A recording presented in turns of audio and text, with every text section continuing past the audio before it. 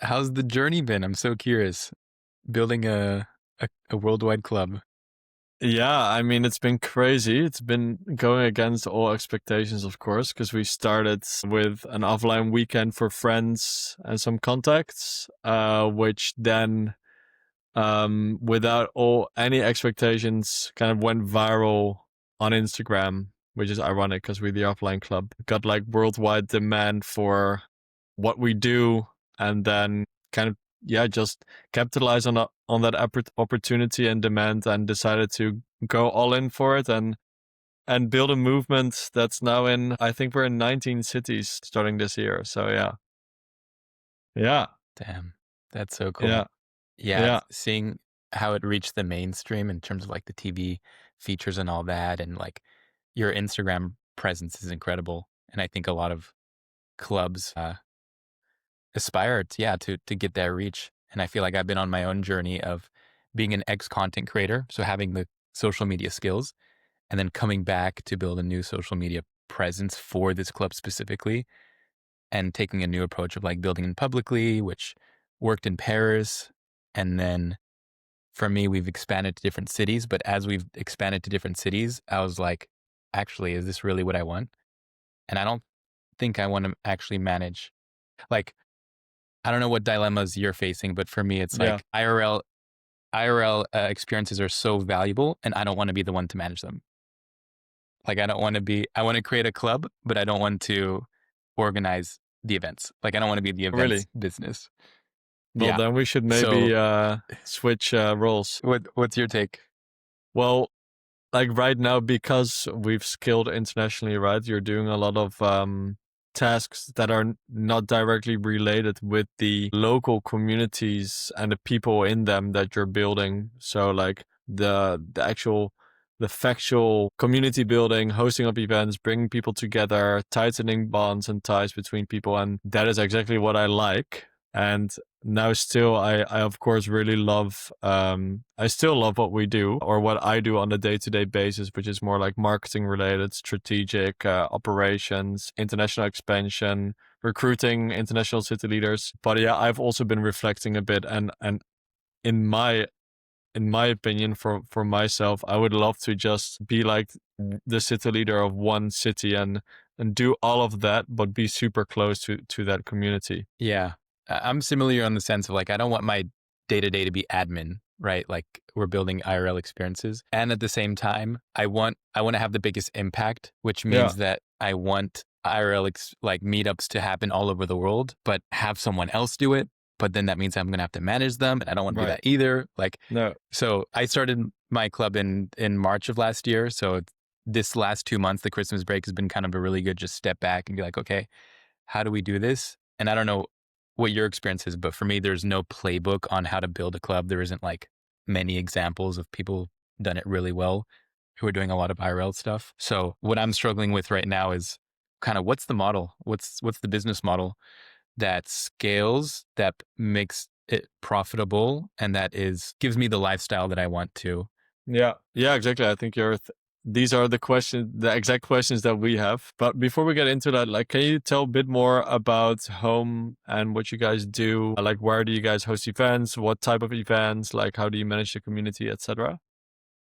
Yeah, absolutely. Are you familiar with third culture kits? Yeah, in fact, I looked into it just now, and I think my girlfriend is one of them. So Yeah. Well, yeah, come visit the club. So to put it succinctly, a third culture kid is someone who grew up in a culture different from their parents' cultures. And we don't really feel like we belong anywhere. So I created Home with the mission of giving a sense of belonging to TCKs, third culture kids. And I started this in Paris, did one meetup, people showed up, and I decided to create a community. So we would do weekly meetups every Sunday. They would be family style gatherings. So think picnics, potlucks, drawing activities, like just very family, wholesome nice. I events. like that. And I was sharing this on social media, which is why it grew pretty quickly. I think we're about 200 members in Paris. It's a free club, so we don't monetize at the moment. This is what I'm trying to figure out as the next step. And I've been building the newsletter. So the newsletter has been like, I would probably say my most valuable tool in terms of growing the community globally, because as I've been kind of documenting online through videos and through the newsletter. I had other people reach out and say, hey, I want to start this in my city. So I taught 10 leaders in different cities how to set up their own home communities. So we're in about 10 cities basically, and they're all self managed. At first, I Right. think I was a little bit more hands on, and now I'm like, I want to be completely hands off, which then I'm trying to figure out, do they stay a home, like branded branch, or Right. are they their own Yeah. little thing? I've tried to also teach them social media as well for growing their communities, because that's been our most effective tool, but Yeah. it's different. It's different. I can't have the same expectation for them to be like full-time influencers when that's what I'm doing. Right. Yeah. We've definitely used your videos as inspiration of like, okay, what's working, the text, like you guys seem to have cracked something, and I'm so curious to hear more about that. Yeah. But yeah, generally that's how we're structured, and we do monthly meetups around the world, basically for third culture kids, and we have an application that qualifies the people, adds them to the newsletter, and from there, each branch has their own Luma calendar, and Got it. they host their own events. Cool. And in what cities are you active now? These 10 Mainly in cities? Europe. Okay. Madrid, Berlin, London, Copenhagen, and then DC in the US. Okay, so pretty much same cities as we are in Europe, and then, well, we're not in the US yet. Okay, cool. Yeah, I think what's very valuable for you is that it's so niche and Yeah. also so focused on that feeling that people have of being a third culture kid that is so relatable and that not many people have, which I think is really something that bonds people to each other. So yeah, I think it's a Yeah. great idea. Yeah, very cool. Yeah. How about you? Tell me about your journey. Yeah, so it started as an offline weekend after Jordi, one of my co-founders, and myself, we individually, separately from each other, went offline for 4 days as an experiment, just because we felt like it sounded like heaven to be completely unplugged from all to-dos, notifications, and responsibilities, and take some time for reading and nature walks and reflection, which was a very powerful experience, which then inspired us to start hosting offline retreats. Well, we called it the reading weekend back then, which is also where our third co-founder Valentine came in because he was a chef. So he was cooking for the people, and we did that as like a side hustle for fun, like a side project, with eventually the goal to turn it into a business, because we studied social entrepreneurship, and we also just really believed in the mission behind it and the impact it could have on people's lives to undergo a longer digital detox. Then, so that was all in 2023, and then 2 years ago now, in 2024 February, we hosted our first offline club event. So that was meant to, as two reasons, to kind of like bring that philosophy to the city and to the day to day of people rather than just a whole weekend. And also as kind of like a marketing tool for our retreats, which worked well in the end. And then we just posted a video about it in like the first week, and within a month we had 100,000 followers. So we were completely overwhelmed. That's So crazy. it's all been organic, and yeah, like you, because of social media, we reach people from all over the world that have been asking for us to come to their city. We still, I think, receive daily messages of people asking us when we come to their town or country. So since then, we started thinking bigger, and actually, like that, world global movement became more realistic too, and then decided, yeah, to increase our impact, and also just because it's fucking cool to be all over the world, to scale that through licensees, so through individual city leaders, while really seeing Amsterdam as our testing base, which is still our most mature city and our highest performing city, also in terms of revenue and ticket sales. And then last year, so like a bit over half a year ago, we also launched a membership in Amsterdam where people pay monthly to have unlimited access to all events and exclusive access to member only events. And Leia is the one who manages the membership now. So yeah, Nice. that's kind of been our Nice. journey. Wow. And I think, also because of the large following, we've been contacted by some brands. So brand partnerships are interesting from a financial point of view, or like basically our concept being integrated into campaigns of other companies. We've done some B2B events for employees, so our basic concept, but then for the business market, and we do the retreats still, which is how we started.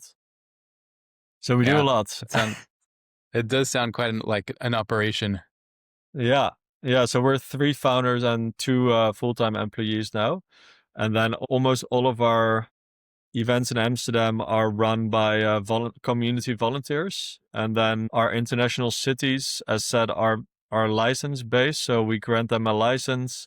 We provide like quite extensive support and really see our city leaders as a community on itself, where we have an entire guidebook with guidelines and like templates, and we call our city leader guide that they can use so that everything stays on brand and aligned with how we do things and our mission and values, and also just to take away work from them, of course, which has been helpful, but it's still a challenge to have all the city leaders produce high level content and communications all throughout, and making these individual cities and like scaling the cities on an individual level too, rather than Hmm. the number of cities. Yeah. Yeah, and I assume that when you have representatives with the licensees, your brand is on the line, right?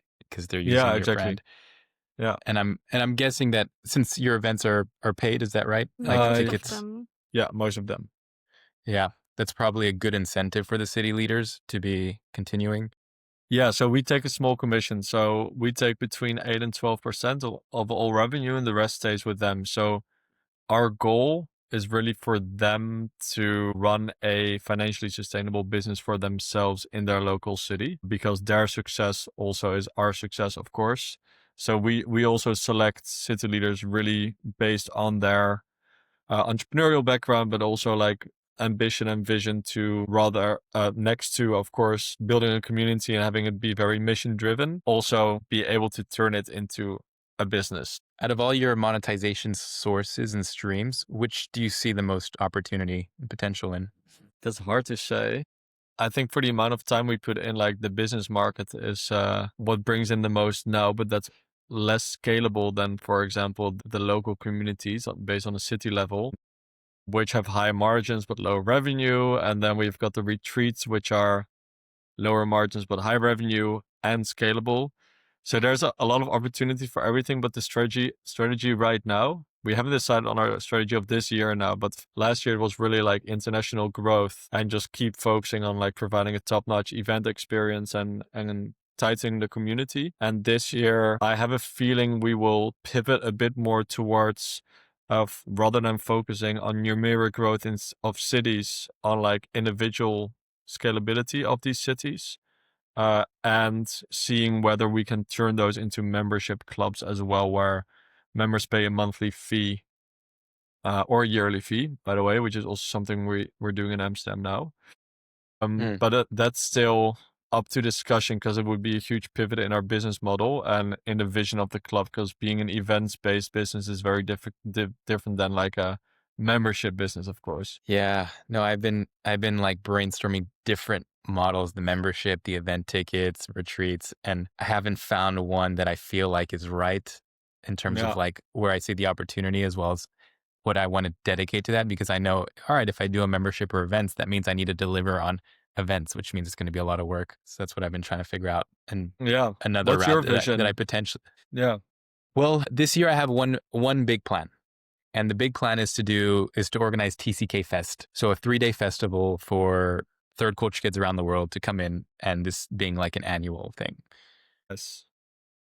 That's awesome. That's going to be the big plan, which I think will be awesome. So it's kind of in that retreat world, but more like an annual festival world that I think can build the I'm really focusing on building the newsletter. I think out of all the social media platforms, having an Instagram, having a YouTube channel, like the email is the most valuable and the one I have most control over and the one that I can build the strongest trust with people. And then for monetization, To my go back to your current newsletter, why do you want to focus on that? And how do you build that newsletter? the newsletter is my access to my customers, is the access to my members.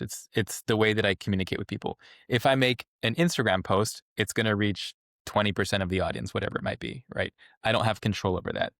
With the newsletter, it goes out to everyone's inbox. And if it's 50% who watch it, they read it. And I think the communication is much stronger, meaning I, I'm building trust. I'm nurturing that relationship with my audience. So I see that being very valuable. And the way that I'm growing that is through short form content online that funnels into the application, which is packaged as a quiz. So the quiz is, are you a third culture kid? And then people do the quiz and then they get funneled into join the club, which Right, is so just that's join the basically the newsletter. little quizzes are lead magnets, basically, to get those email addresses in. What if they're not a third culture kid? Do they still end up in your newsletter?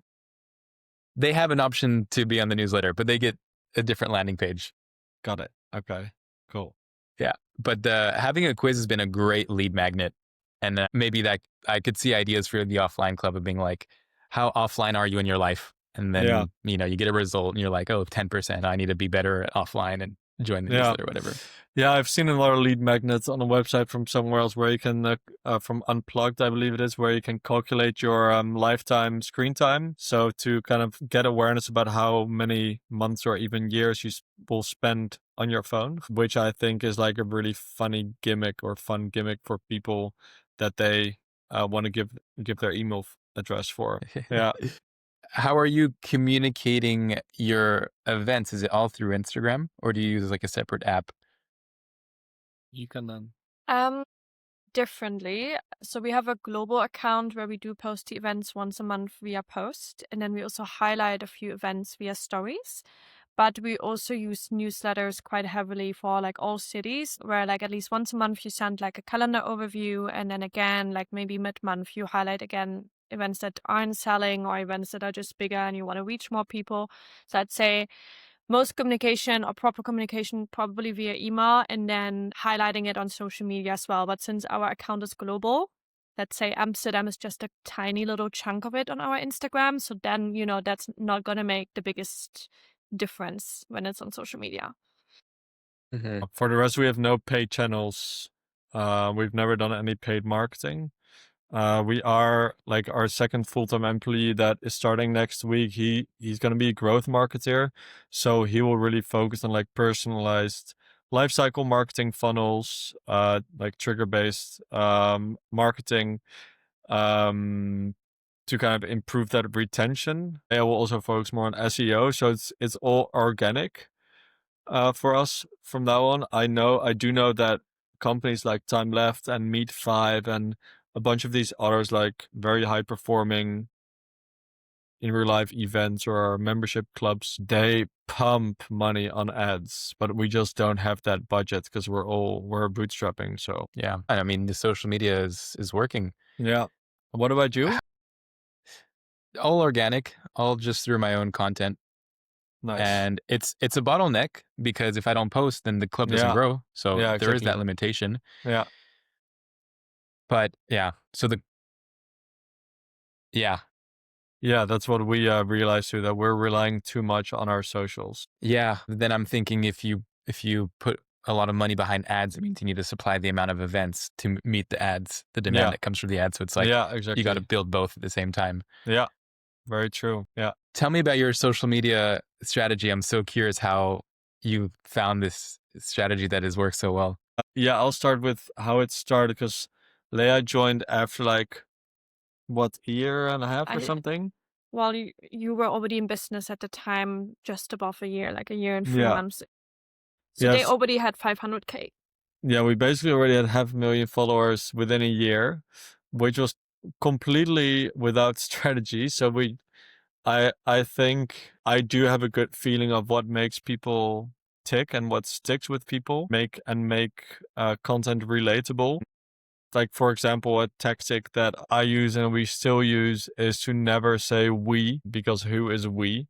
Like in that text, but it's always like people in Amsterdam. It's like more social proof and makes it more Mhm. relatable, and it allows people to understand who we're actually talking about. So it's more like a journalistic reportive angle. And then of course, Mhm. like, I mean, the reels have really been our growth driver, and it's just the most important to have that first sentence, the hook, be creative and out of the box and relatable or funny or bold in your face, and just keep experimenting. And I think that's when Leia came in. We started experimenting more with different formats because we saw that our performance on the reels that had performed very well before were kind of dropping because people became used to it, they had seen it, and it wasn't new enough. And I think newness is very important on social media. Maybe you can tell more about like that transition towards the more experimental approach. Yeah, I think overall, ever since I started, we just, there's a lot of consistency, first of all. So we try to always stay within the same ribbon, post the same days, post the same time, and like really figure out like when it's best to do what. And then the variation now came with like the last few months of like going with what works, but also sometimes just like hit or miss with something new. And, we've missed it a few times, but also we randomly hit it a few times. And it's really, I think, always the new that works the best. So once you do something funky, freaky that people haven't seen, or people are like, wait, what? Like that is what we see works best, and it also kind of motivates the events behind. Like when we think of events, we of course don't want to think social media, but we think like, oh, this is gonna work really well because it's like new to the people as well. So then the event planning also kind of like, merges with our social media planning.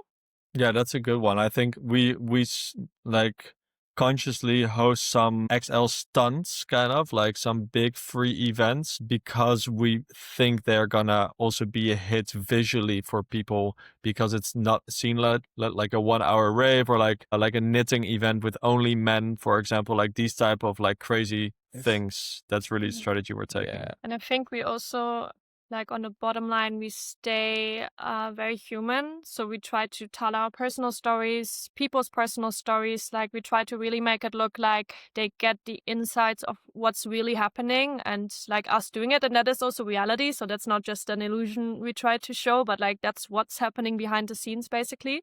So I feel like the content strategy is also just being super relatable and like close to the audience, that they feel like they're actually part of this, even though they live in, I don't know, like somewhere in a country where we even aren't even close to yet, because then they feel engaged, Yeah. which engagement is also one of our strategies, but like they feel engaged throughout the social media. Yeah. I think that the choice of your text has been really great. Like, I and I think think the that's little like what it's all details, about. The copy, the that hooks, the the first hooks. line, yeah, And of you course, it killed it. needs to like the visual, like our best reel got 40 million views. And we do see that like shots of events in unique spaces that are just very visually pleasing or unique or rare to see, they perform better as well. But that's not just about the visuals of it, but also just the fact that what we're showing, that is real, is crazy for people to believe. So it's more shareable, Mm. or they want to save it, for example. Yeah, Yeah. and they're simple videos too. Uh, Yeah, Like they're all it's under 10 seconds. Sometimes we've even yeah, had like one shot videos with one line. Yeah. We've it's also just really crazy. looked at like what works for other Yeah. content creators, and like try to steal their ideas and put our own flavor to it. Like the ones where you see us, like sometimes you see me with a sign, like I'm dressed up as a phone. I have a sign in my hand that's like from the dude with the sign. Hmm. Or you see Leia like sticking a kind of like posters on the wall, and that's from another creator that we We really think like. quickly, right? Yeah. Yeah. Yeah. Yeah. So we do the There's a same big you emphasis do. on yeah, no, same, experimenting a lot. I'm curious about the retreats. I haven't done retreats before, but I think it sounds fun. I don't know what it's like on a management level and a business level, but what's your experience been with retreats? It's the most fun thing we do, in my opinion, because you spend the longest time with people. The impact you have on people's lives is much bigger than a 3 hour event. It's more memorable for them, and people really open up and really become vulnerable with each other, but also just create connections that can either be very beautiful and impactful during that weekend, but can also extend much further beyond that weekend, which also happens through the events, by the way. But yeah, it's just a great experience, and the way we run it, where there's not much programming, because that's our philosophy. It's also quite easy to do, especially if you just, kind of replicate the same venue, the same setup, and then it becomes just second nature. So, and from a business perspective, also, it's very interesting. It's harder to sell the tickets because, of course, they're more expensive, but you also have to sell less to create the same type of impact financially as like 4 events combined. Yeah. Although I would assume that it's not possible to, well, I was going to say to scale because there's only so many people you can have at a meetup or at a retreat. Yeah, I know you could probably have multiple retreats, but yeah. do you see that as like a limitation? It's less scalable, of course, than like shorter events, but right now we're gonna work with retreat hosts, like trained, experienced retreat hosts, so that we can run multiple retreats at the same time, or just kind of like be more hands off on that from a founder level. Because yeah, we don't want to be, well, we want to be at each retreat because we love it, but that's not durable for our mental health. And then we'll work ourselves into a burnout and not have any free time anymore. So Yeah. delegating it to other retreat hosts and like maybe giving up on some profits and margins, that's what would make it scalable. But of course, it needs time and input, like to find these retreat hosts and to find the venues to be able to grow that number of retreats per year. Yeah. One of the sources of monetization that I've been learning about that I see a lot of content creators do, or actually more niche creators, kind of experts in their fields, is digital products and high ticket products slash memberships, which sound interesting to me because it's kind of, instead of selling something cheap to a lot of people, it's selling something expensive to a small amount of people. And maybe that's more on the membership side, but maybe on the digital product side, it's creating some sort of guide, or, how to live your life online in 20 steps, or how to make home in 30 days, whatever it may be. You sell a program for a couple $100, maybe there's a $1,000 program or something. But this is kind of where my mind has been playing around with more. Have you thought of anything like that before? Well, digital products not really on brand for us, like an online course. Unless it helps you get off your phone, yeah. Yeah. Yeah. So we can do that. The thing is, there's so much that's possible. Like, yes, we can work together with like a digital well-being expert and create a program like that and sell it to our global audience. But we only have a certain bandwidth and capacity and hours in a day. And I think for us right now, we want to become really good at events, community building, and retreats. And the rest will come later. So we see a lot of potential in it. Build that brand universe and like a whole ecosystem around a community and offline living. But for now, I think it's important for us to keep focused and just become the best at what we do right now. Yeah. Yeah. So it sounds like you're really going all in on IRL events, building the club globally, Yeah. as the more in-person experiences through retreats and local events, and like supporting the chapters around the world, and like Yeah. building that into kind of a big operation. Yeah. I think that's also our USP. Like, it's what we do best. It's what we're known for. So yeah. And what do your events look like? Like, how long are they? How many people on average join? What do they sell for? So the events are free. In Paris, we would have maybe 30 to 40 people per event. In the other cities, it's much smaller because they don't have the same reach through their content. So maybe that looks Yeah. like 10 people per event, 5 Yeah. to 10 people. Yeah. The events are in Paris. They would go on for long. We would just have a meetup time, 3 p.m., and people would stay until 7, 8, 9. Nice. The Paris community really bonded strongly. Like, I was really impressed. And I think that's part of our unique selling point, is the third culture kid Yeah. experience that we all share that makes us click immediately. I think one of our limitations, we have a specific who, but we don't have a specific what. So we have a specific niche in terms of who it's for, but not Right. what we do. Yeah. Right now, again, to put it in general words, family style gatherings, picnics, potlucks, these types of things. On one hand, I would love to just have one thing that we do. Or like, oh, that's the soup meetup group, or that's the knitting group. But Yeah. I'm struggling to find what that is related to our identity. Like, what's Yeah. the one thing that all third culture kids do so that it doesn't alienate some of them or appeal to others? But yeah, that's generally what they look like. And yeah, just very wholesome gatherings during the day, always usually on Sundays. Nice. I think that's a discussion we've had too, because the offline club, we have a very strong mission, a very strong idea about why we gather. Like, the why behind is very clear, but the what also, because you can go offline at a techno rave as well, right?